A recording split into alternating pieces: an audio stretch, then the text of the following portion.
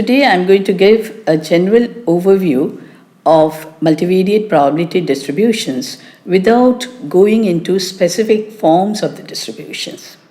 We are going to talk about when we should necessarily use a multivariate probability distribution, how we can find the marginal distributions, the conditional distributions. We will also discuss the basic properties related to mean vector and dispersion metrics of a multivariate probability distribution. Let us first consider a probability distribution. Now, what is a probability distribution? Consider the experiment of tossing a coin. We get two events which are called elementary events like head and tail. Now, the chance of occurrence of head is going to be half in case it is an unbiased coin. And similarly, the chance of getting a tail is going to be half. So we can think of a probability distribution as a mapping of an event to its likelihood or chance of occurring. Now we can associate a random variable to the outcome of this tossing a coin. Like we can say x is equal to 1 if we get a head and x is equal to 0 if we get a tail. And the probability distribution of any random variable is going to be discrete or continuous depending on whether the random variable, or in case it is a random vector, that is defining or quantifying the event that is discrete or absolutely continuous. Now, what is an univariate distribution?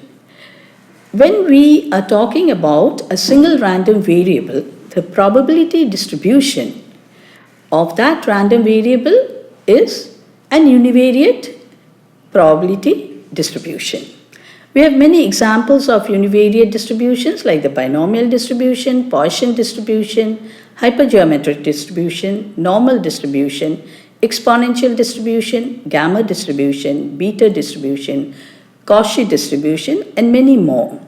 Here we know that binomial distribution, Poisson distribution, hypergeometric distribution, these are discrete distributions, while the others that I have mentioned, these are continuous distributions. Now suppose instead of a single random variable, we have an n-dimensional vector of random variables x1, x2 to xn. So let us consider a manufacturing process. The product that is being manufactured, well, its quality may be defined by a number of variables like, say, its weight, its height, its volume, and so on. So in this case, we have, instead of a single variable defining the quality, a number of variables together defining the quality of the product.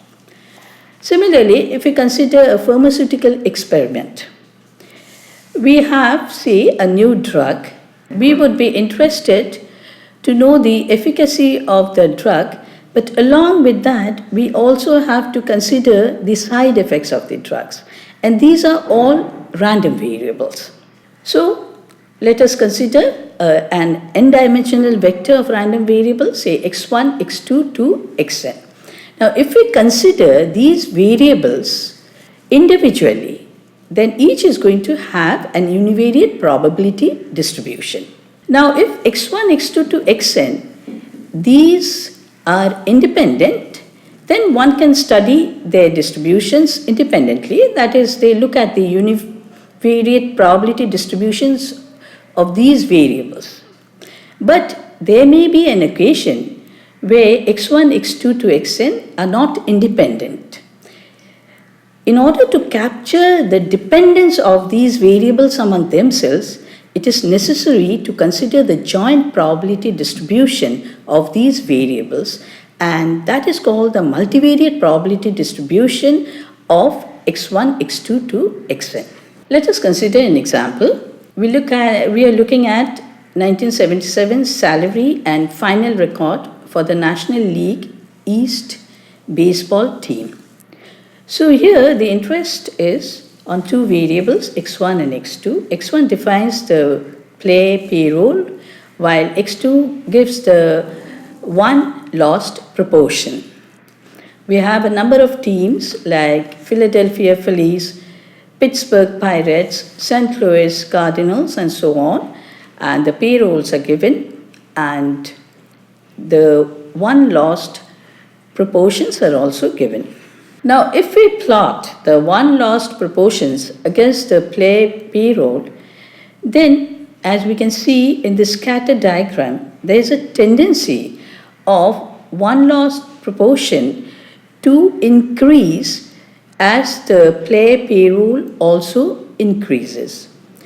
So this shows there is a relationship between the salary or the payroll and the won lost proportion. So in this case, if we want to study x1 and x2 together, we should consider a bivariate probability distribution of x1 and x2 instead of looking at the distribution, univariate distribution of x1 and x2 separately. A second example on paper strength measurements. Now, paper is manufactured in continuous sheets several feet wide, and here, because of the orientation of fibers within the paper, it has a different strength when measured in the direction produced by the machine than when measured across or at right angles to the machine direction. Here there are three variables. x1 defines the density, x2 the strength in the machine direction, x3 is the strength in the cross direction. Now this diagram gives the scatter plot and box plot of paper quality data. Now box plot gives the median, minimum and maximum of the data set corresponding to density. Then we have the strength in machine direction and the strength in cross direction. Now let us look at the scatter plots. From the first scatter plot, that is the scatter plot corresponding to density and strength in machine direction, we observe that there is a general tendency of increase in density with strength in machine direction. Similar observations are also made for the other scatter plots. So clearly, there is a relationship between density, strength in machine direction as well as strength in cross direction, and one should study these three variables together considering a trivariate probability distribution. So now we can define a multivariate distribution. A multivariate probability distribution is the joint probability distribution of more than one related random variables. Now, as before, let us take x1, x2 to xn to be the n random variables, and we are going to look at the multivariate probability distribution of these variables. Let us define by capital X the vector with elements x1, x2 to xn, and small x denote a realization of capital X. Then the joint cumulative distribution function of capital X gives the probability that x1 is less than equal to small x1, the variable x2 is less than equal to small x2, so on to the variable xn being less than equal to small xn. Now, if one is interested in, say, only the variable xi, in this case, one would like to look at the univariate distribution of xi, that is called the marginal distribution, and the cumulative distribution function of the marginal distribution of xi is given by probability capital Xi less than equal to small xi. Now, how do we get it from the joint cumulative distribution function of capital X1, X2 to Xn? Well, in this case, we take capital Xi to be less than or equal to small xi. As for the other variables, we keep those variables to be less than infinity. And that gives us the marginal distribution of capital Xi. Now suppose we are interested in two of the n variables, say xi and xj. So to get the joint marginal distribution of xi and xj, well, that will be given by, say, Fij xi xj, and that is probability that xi is less than or equal to small xi and capital Xj is less than or equal to small xj. Now to get this from the cumulative distribution function of x, what we do is, apart from xi and xj, we take the other variables to be less than infinity, so that capital Fij xi xj will be capital Fx, that is the CDF or cumulative distribution function of the vector x, with the elements infinity all along except for small xi and xj.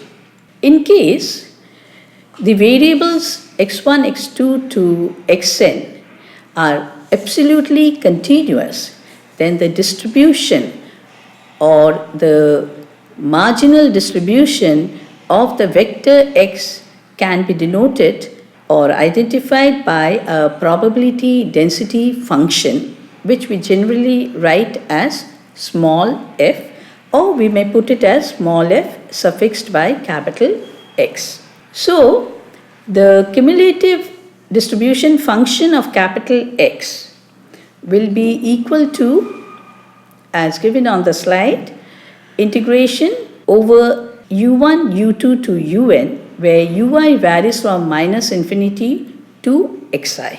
Now this is a very important and interesting property. If the random variables x1, x2 to xn, these are independent, then we can write the cumulative distribution function of the joint distribution of x1, x2 to xn as the product of the cumulative distribution functions of the variables x1, x2 to xn.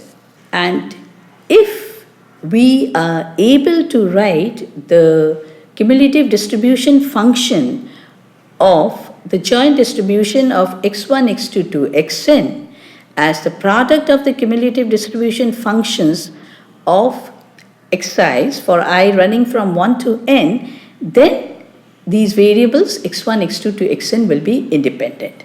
So the joint cumulative distribution function equal to the product of the marginal distribution functions of xi's, this becomes a necessary and sufficient condition for x1, x2 to xn to be independent. Now let us look at the conditional distributions. Suppose the variables in capital X are divided into two subsets, capital X1, which contains the variables x1, x2 to xk, and capital X2, which contains the variables xk plus 1 to xn. Then the conditional cumulative distribution function of x2 given x1, that is given by the probability that x2 will be less than or equal to the realization small x2 given capital X1 is equal to some realization small x1. Now suppose x1, x2 to xn are absolutely continuous random variables, then capital X has a density function which, as I have stated earlier, is being denoted by small f. The conditional density function of capital X2 given capital X1 will be the ratio of the density function of x1, x2 to xn to the joint marginal density function of x1. Then to get the cumulative distribution function of x2 given x1, we have to integrate over the variables in x2. Like if we take uk plus 1 denoted in the slide, that will vary from minus infinity to xk plus 1 and so on. And this integration is being carried out over the conditional density function of x2 given x1.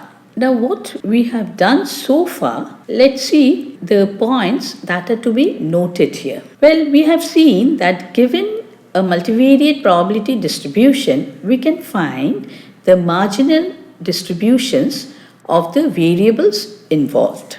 These marginals are going to be unique for the given multivariate probability distribution.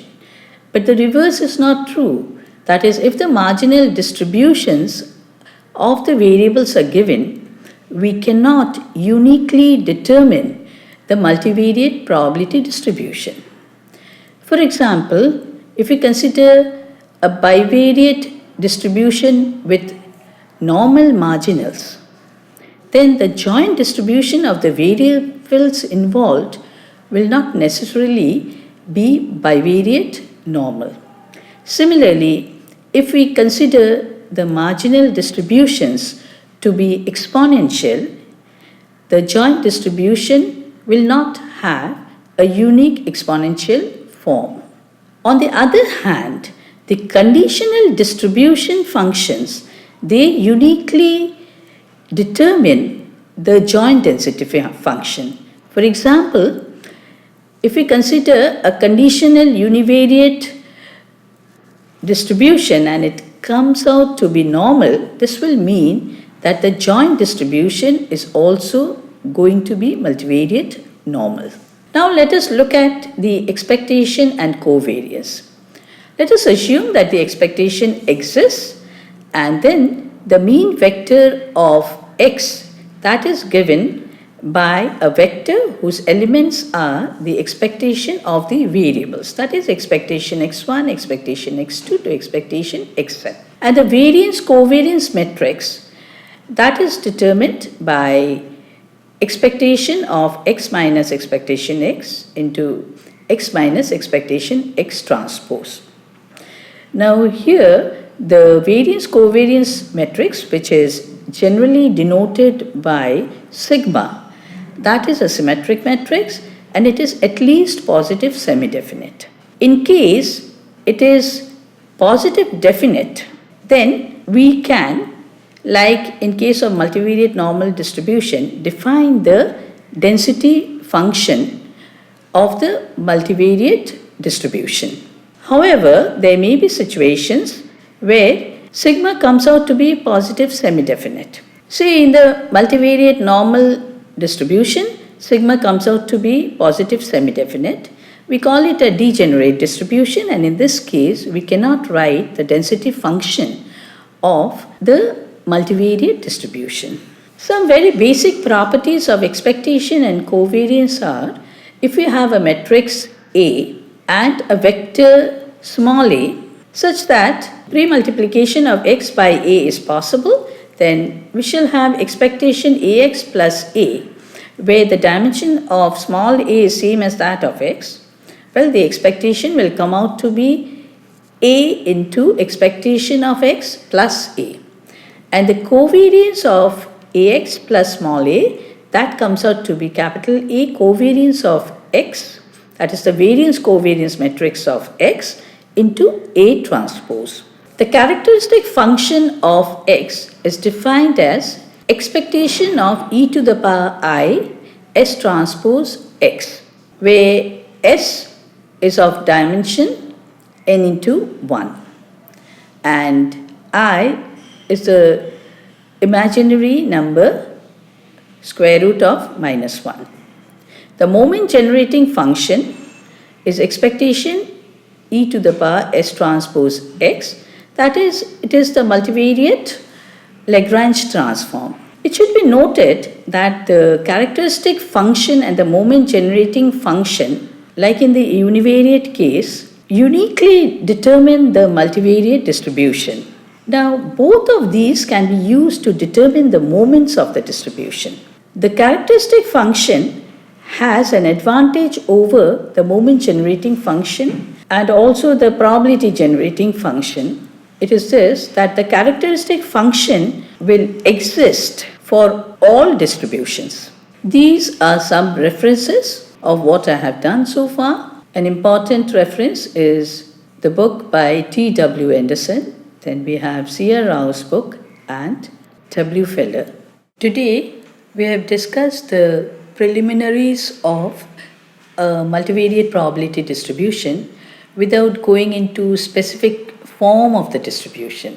What we have learned today will help us to find, say, the marginal distributions, conditional distributions, the means and variance, covariance metrics, etc., when we consider specific forms of multivariate probability distributions. Next day, we shall study a very important multivariate distribution, which is the multivariate normal distribution. This distribution has wide applicability, and we are going to study its properties besides considering marginal and conditional distributions.